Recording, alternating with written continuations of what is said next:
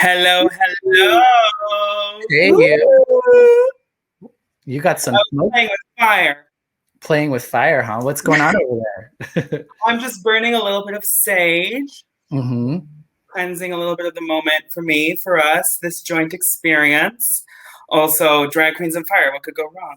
For the most part, as a itty bitty one, I was always wild, like in a very distinct sort of like unwilling to let other people tell me what I was thinking kind of way and what I was doing. And I would get in trouble with my parents, or I was always like a good kid in behavior, but I was always the kind of person who would like step up to authority. And as a middle schooler, I really experienced some of like the burdens of what it felt to be different and what it Mm-hmm. felt to be queer or gay, or I identify as queer. How to be perceived as that. Um, Also, as a kid, I was very very large. I was the O word. I don't love that word for kids. I think it's pretty harmful. Yeah. I was the O word, and that was hard for me as a kid growing up, to just sort of be picked on for being very this, and then also big. Um, Mm-hmm. and I think over time, I began to discover I stopped being as loud and as oh, all over the place as I was. And it wasn't, I think, until my later years in high school where I decided, you know what, forget it. I'm going to be this person. I'm going to rediscover this person. And once I definitely left high school and I came to the United States for college, I decided, you know what, clean slate. No one here knows me. Because I went to school with the same people from kindergarten to 12th grade. So we knew everything about everyone. And Mm-hmm. this time around, I was like, no one knows me. I get to just be who I am. So I think but yeah, I remember going to Sunday school and acting out there and telling my teacher that she was wrong, getting in trouble. But so there was that component. I was raised in many parts Catholic, but I was also raised in a separate cultural spiritual practice that I think is probably familiar to many Latinx folks who grew up in Mexico, or who grew up in Mexico or anywhere where you have sort of this syncretic mishmash um, faith, where you bring in some native people's practices, and then you bring in some other practices. So it was. Well, that's the question. I'm like, did I enjoy it? I think mixed bag, right? So there are things that I loved. For instance, going to the ashram was such a beautiful experience. Being, I would go with my aunt to the ashram during Holi. I would also go during Diwali, and we would celebrate those times. And then it was very beautiful to go during Diwali and to go during Ganesha's celebration as well, and to meditate. And it was very foreign at the time to me because I didn't practice it at that time. Uh-huh. And I definitely felt a sense of like deep, like, oh, this is nice, this is spiritual, and this is important. I, for instance, did not love that at the temple that we would go, they would separate the genders, and they would have men and young boys sitting together and women and young girls sitting together. And that felt very, first of all, bizarre to me, because when we would go as a family.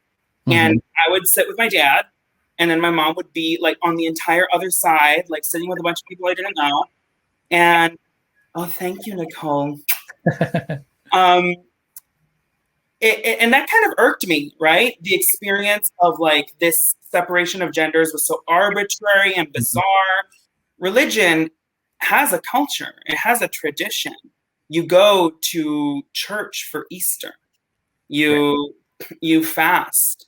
You fast, and you don't eat meat in the 40 days leading up to, right? And so there is a cultural and traditional practice around that. And then that's religion. And spirituality is then, in that case, what you get from it, what you get from doing those practices. So, and since my faith has not always been religious, but has been deeply embedded in my own self-exploration, That's why I differentiate my religion from my spirituality, because I wouldn't say I'm a religious person. Right. I don't necessarily always abide by the rules of certain cultural practices in the religion, but I certainly will abide them if I find that they connect with my spiritual experience and what I want to explore. So I would say that I do turn to my faith sometimes to find both answers internally, but also the sense of being connected. And I can't tell you the number of times I've called my dad being like, so hi, we used to never talk about religion and spirituality, but in these last 3 years, I've really needed it. Can we talk about like everything? And I'm like really getting him to like give me all this rundown of his experience. And that's why I'm learning so much more about our faith, which I don't think I could have had this conversation with you 3 years ago. Yeah. I think I would have been like, I don't know, my faith is something. I think when I thought about my drag, when I was first coming up with it, I didn't think that it was connected to spirituality. Now that I think about it, the name Willa Vawisp, it's a spiritual connection, which I wasn't noticing. Willa Vawisp is a spirit guide in Celtic tradition. Willa the Wisp guides you sometimes to great things, sometimes to not so great things. But the purpose is to be a spirit guide. I got it from The Sound of Music, because they were talking about Maria being a will of a wisp and just being fleety and floaty. And I always wondered what it would be like to be graceful, fleety, floaty swan. I am one of those things. As I've thought a lot about who I am as a person, I've discovered my experience of gender to be a lot more exploratory. And drag opened that up to me in a really big way. I was like, oh my God, my gender isn't this structured thing. Yeah. And with that, I think what it's really rooted in is I'm getting to know these very intimate moments of the powerful divine feminine and the powerful divine masculine and the power of my divinity that has nothing to do with just my energy of who I am as a person. And I don't think that I conceived my drag to be that. But I think that as I like play with the crayons of what it's like to be a human being and what it's like to be who I am, I get to explore. You begin to do these things that bring you into who you are. And I don't think that I don't think that we think of them as spiritual, but I think that the idea that spirituality is this like big thing, right, that like can't be done through the small things is something that I actually resist.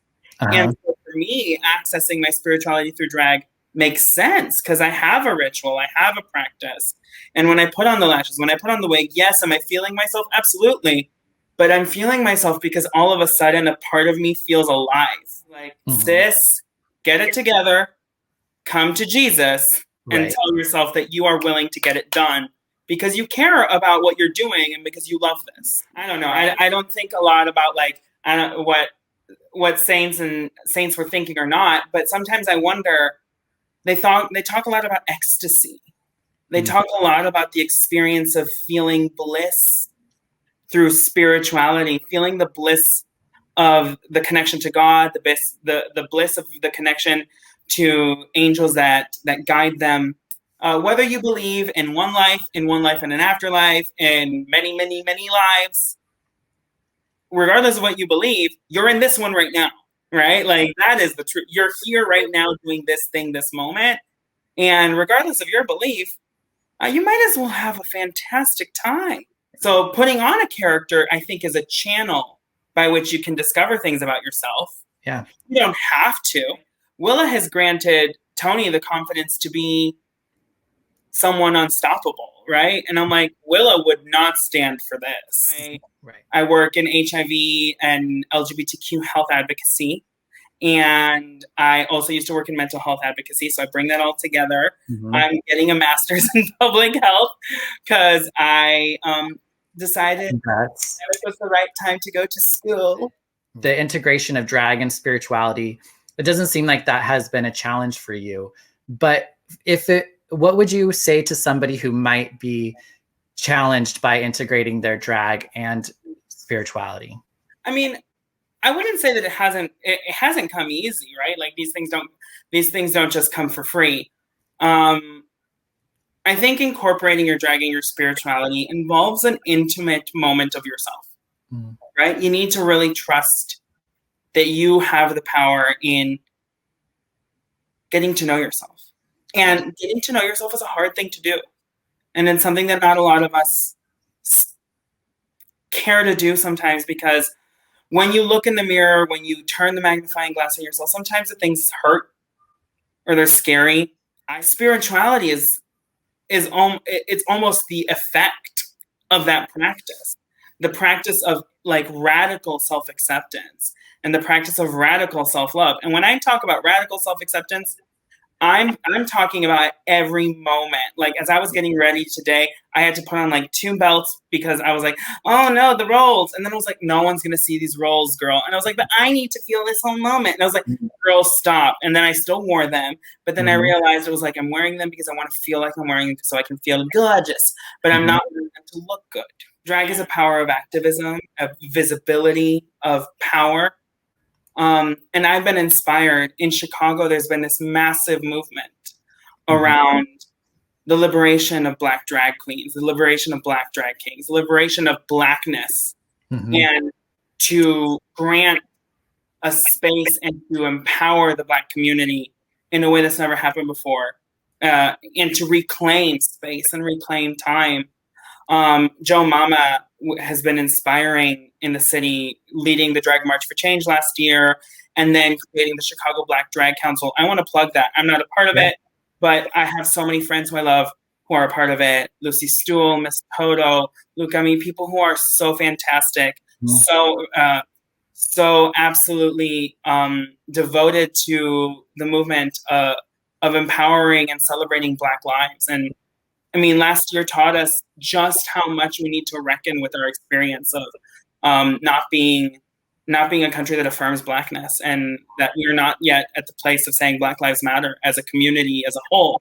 And in the queer community, we need to reckon with that. And so I was very moved by being a part of that and helping Joe through my experiences, because I have experienced discrimination as a minority in other ways, and the experience of being Latinx and just being treated differently. And I really want to incorporate all of that in everything we're talking about, in the liberation of communities, the liberation of young children at the border being detained, living away from their parents, right? I couldn't sit through church without being next to my mom. And I would be furious.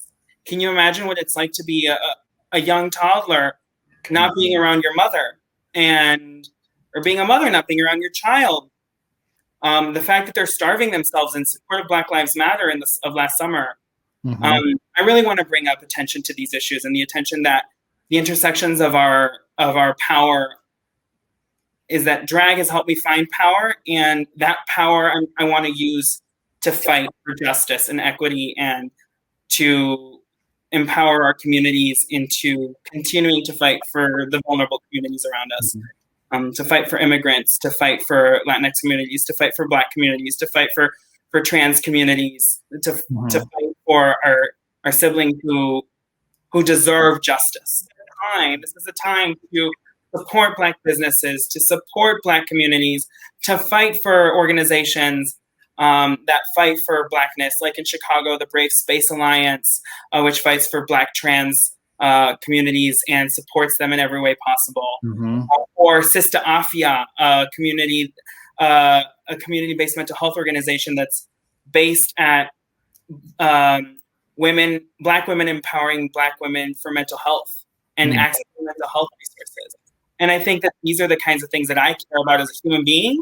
And so hence Willa cares, right? I love being